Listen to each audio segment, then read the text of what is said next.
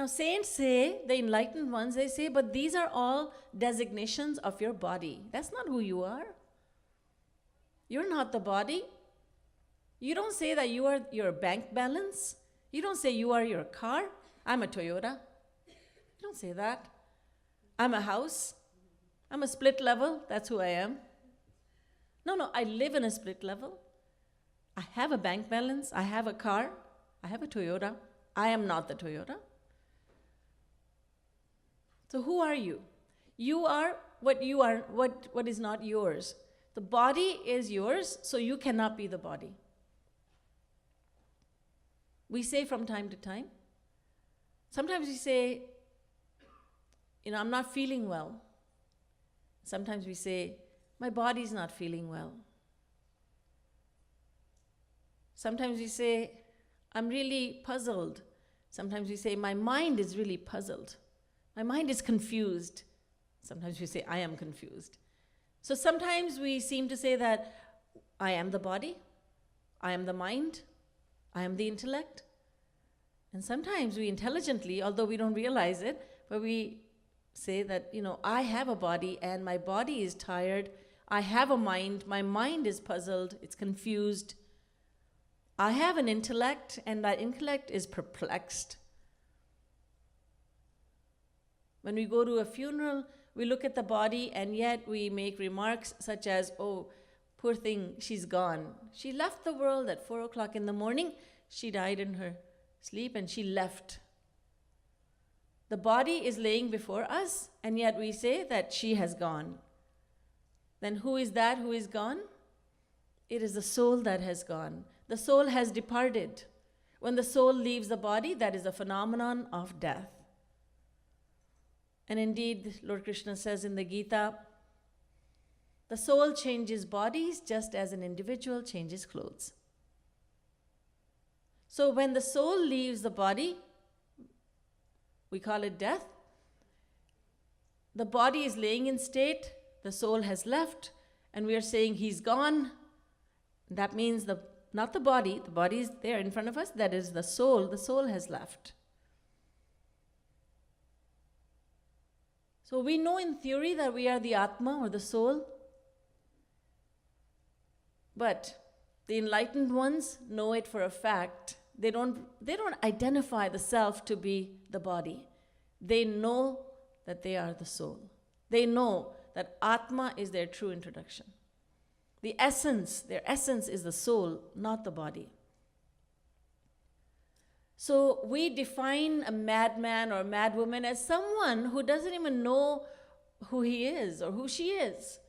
So saints ask us, do you know who you are? And we have to admit that we don't.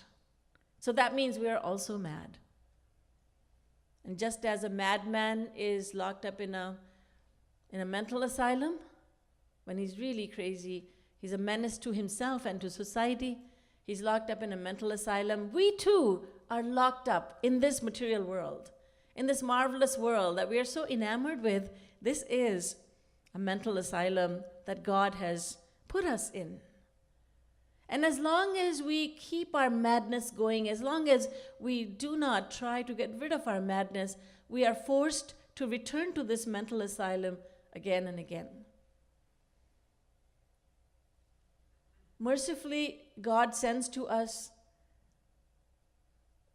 his messengers, doctors. Sadhguru Vaidya, Tulsidas ji says Guru is a Vaidya. Guru means a divine personality whom we accept as our spiritual teacher, spiritual master. Sadhguru Vaidya Vachan Vishwasa Sanyama Yahana Vishaya Ki Asha. Tulsidas ji calls the Guru, the saint, a Vaidya, a doctor, a physician. If we trust these physicians, if we trust the Guru, the divine Guru, then he can cure us and he can take us to the kingdom of God. He can take us home. He can cure us of our madness. But if we shun them, we abuse them, or at the very least ignore them, then we are forced to come here, to this mental asylum again and again and again. Punarapi jananam, punarapi maranam. Adi Shankaracharya says, again and again we are born, again and again we die. And this play has been staged countless times. And we will continue to come here if we do not heed the instructions of the saints. So we all work with a certain motive in mind. Now the question is, what is my motive? What drives me to perform actions? Well, there are over 7 billion people living in the world today. So we may think,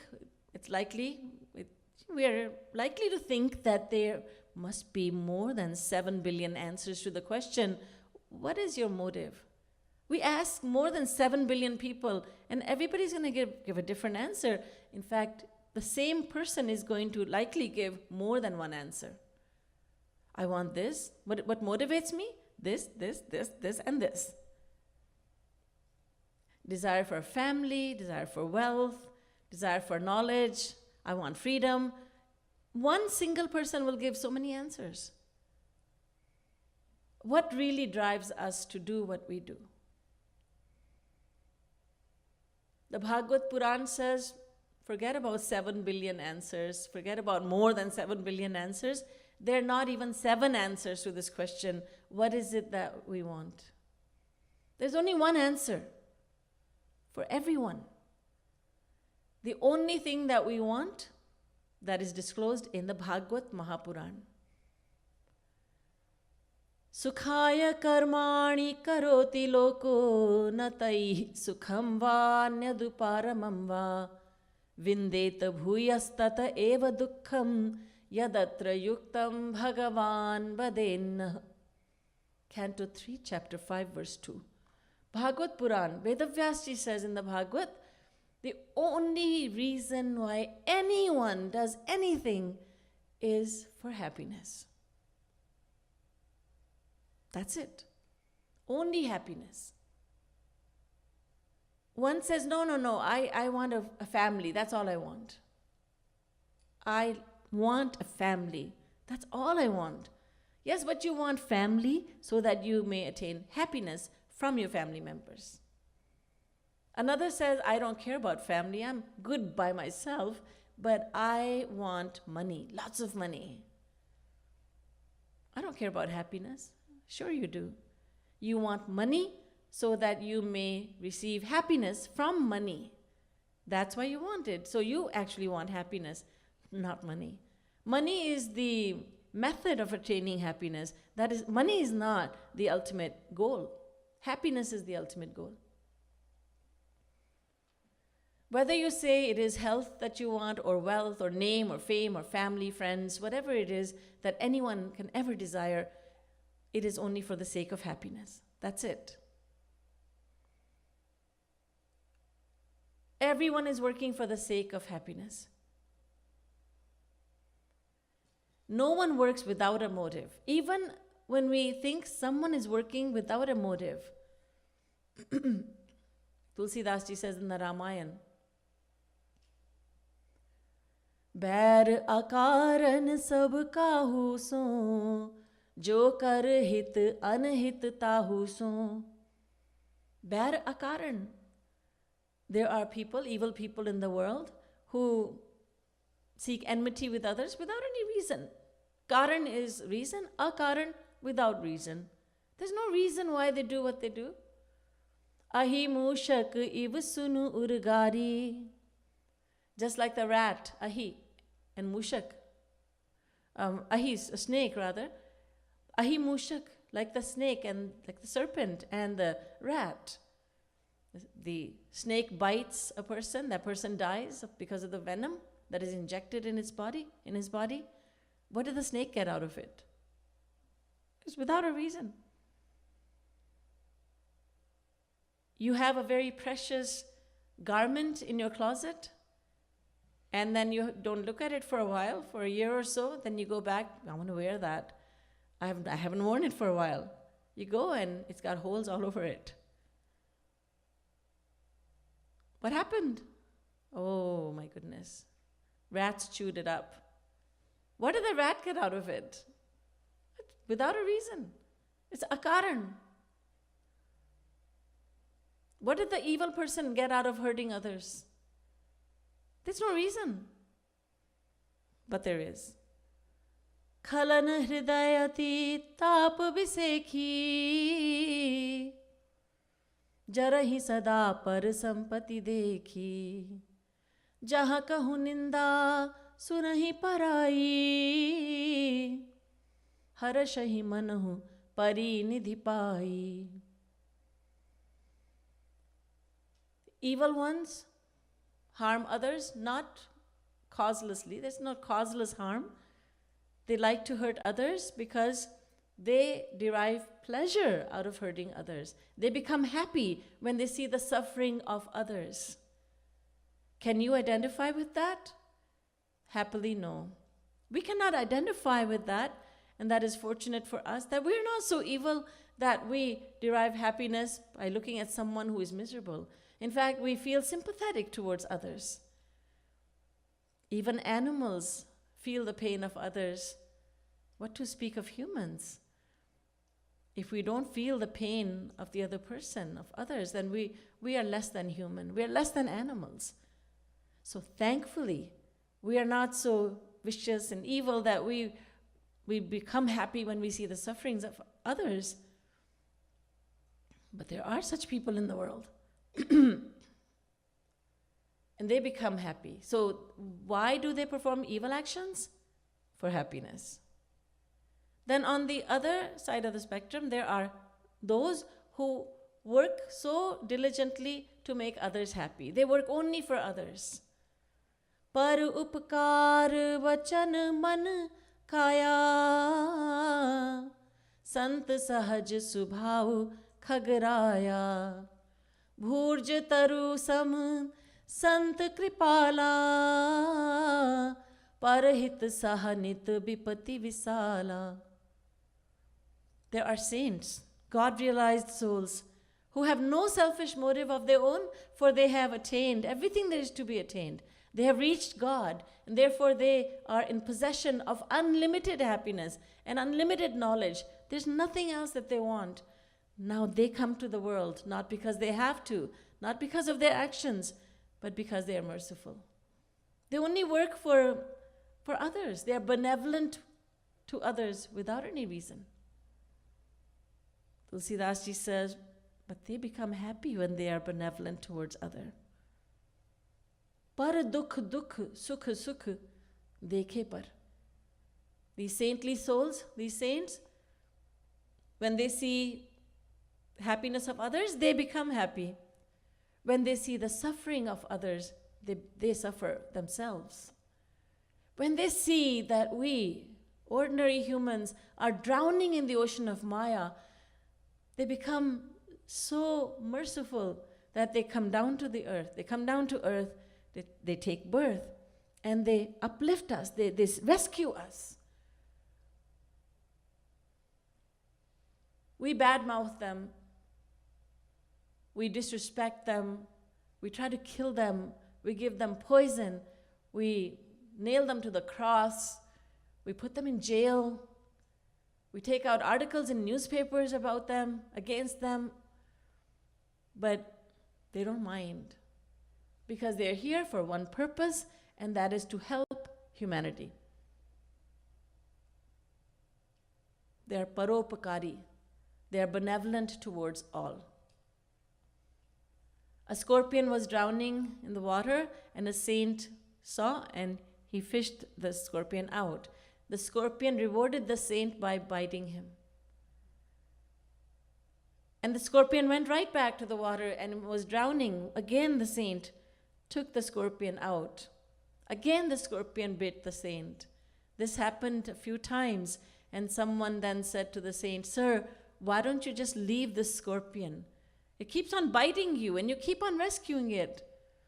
The saint says, No, it is as it should be. You see, the scorpion is acting according to its nature, and I am acting according to mine. It is the nature of saints to forgive others and to be benevolent towards others, even at the cost of their own life. Even if they have to die for us, they will do it. But they will uplift us. They will do everything possible. Ramakrishna Paramhans had throat cancer, but he would not stop talking. His disciples cried before him. They begged him, "Sir, please do not talk. The doctor has advised you not to talk, not to speak." But he said, "I shall try." But again and again he would talk because he had so much to share. He had so much to say. So the evil ones work. They do their evil works because they derive happiness from doing so. The saintly souls, they are benevolent towards others because it makes them happy to be benevolent. They derive happiness. But we are not saints, and we are not such sinful souls either that we enjoy the suffering of others. We are somewhere in between. We are ordinary humans. Mixture of good and bad. What is it that we are looking for? The Veda Vyasji has told us, well, everyone is looking for happiness, and that's it.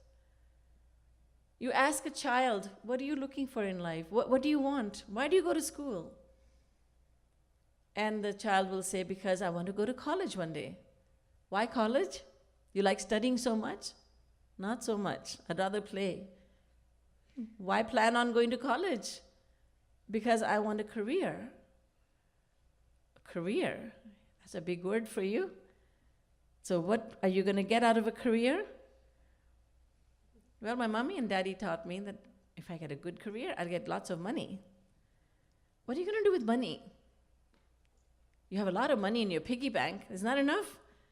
No, I can't buy a house with it. I can't buy a car with it. I want to buy a lot of things. And so I need a good job. I need a good career so I can have lots of money. Okay, then why money? You just want to put money in the bank? No, I want to spend it. I want to get a lot of things. What are you going to get from things? Objects. What will they give you? Because they'll make me happy. I'll be happy. I'll become happy. That's why I want them. You take any desire that you have or anyone else has, and you dig deeply. Why? Why do we want this? Why does a person want to be married? For the sake of happiness. Why does he want a divorce? For the same reason, for the sake of happiness. Why is that person laughing? Because she wants to be happy. Why is she crying? Because she wants to be happy. Why are you eating? I want to be happy. Why are you fasting today? You haven't touched food all day? Because I want to be happy. All our mutually contradictory activities are performed, all our actions, no matter how much they contradict one another, they're performed for the same reason, that is happiness.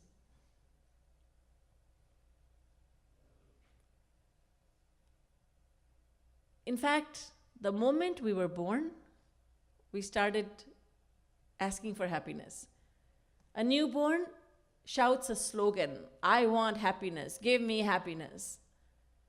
You will say the child doesn't know how to speak. The child is shouting a slogan? Yes. Not like those empty, hollow slogans, "I want peace, universal peace." There's no peace in the mind, but we want universal peace. We want the whole world to be peaceful, when we are not peaceful ourselves. Hollow slogans, "I want justice." Hollow slogans. But the slogan that the child chants, it's a heartfelt slogan. He doesn't need words for that. The child is desirous of happiness. The child cries, and that act of crying is the slogan that says, "I want happiness." I have suffered for so long. I was living in a very small, confined place. It was very dark, and I was very uncomfortable. I was hanging upside down, and I don't want that unhappiness anymore. I want release from that sorrow and that suffering. I want happiness. A newborn is asking for happiness. When the Supreme Lord takes divine birth, Lord Krishna says, Janma karma chame divyam. My birth is divine, as are my actions. Bhagavad Gita. When the Supreme Lord takes birth, whether it's Bhagwan Shri Krishna or Bhagwan Shri Ram, first he smiles. When Bhagwan Shri Ram appeared before Mother Kaushalya and King Dashrath, he appeared in the form of Mahavishnu. He was smiling. And then Kaushalya and Dashrath prayed to him, we desire you. We desire you as our child, but you have come in the form of our father. So please become a child. And noting the desire of his devotees, the Supreme Lord, who is always smiling, he became a newborn and he started to cry. First, Tulsidas Ji says, Prabhu Muskana, the Lord is smiling. And then, Rodan Thana, then he started to cry. Because every newborn cries upon taking birth, because it wants happiness. Now, the newborn did not have to be taught that it must desire happiness. And even when a child grows up, the child is not taught by any teacher or an older sibling or parents that the child must look for happiness. We know instinctively that we must look for happiness, that happiness, desire for happiness, is an innate desire in all of us. The question is why?